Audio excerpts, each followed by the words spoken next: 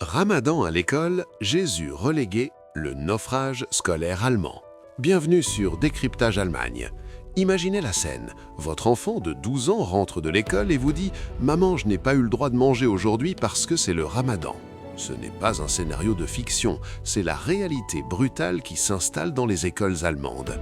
Aujourd'hui, nous révélons comment la pression religieuse s'exerce sur nos enfants et comment l'État, au lieu de protéger la liberté de conscience, semble capituler en modifiant radicalement les programmes scolaires.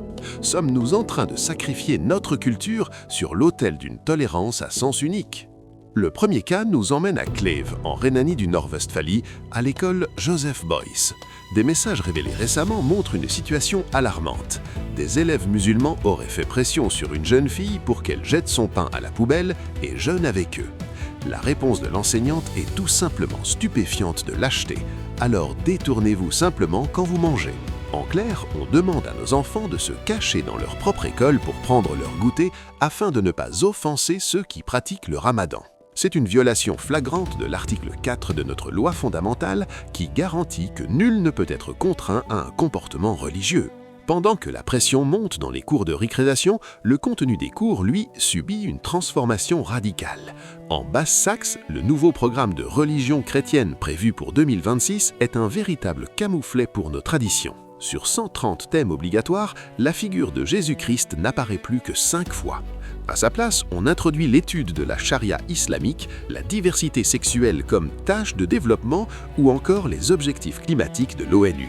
Peut-on encore appeler cela un cours de religion chrétienne quand le Christ devient une simple note de bas de page au profit d'un mélange multiculturel et politique ? C'est un étiquetage mensonger qui bafoue l'esprit même de l'enseignement confessionnel. Ces deux histoires racontent la même tragédie. D'un côté, une religion qui exerce une pression croissante dans l'espace public, et de l'autre, un État qui regarde ailleurs ou qui participe activement à l'effacement de sa propre identité. Ce n'est pas de la tolérance, c'est une démission culturelle par étapes.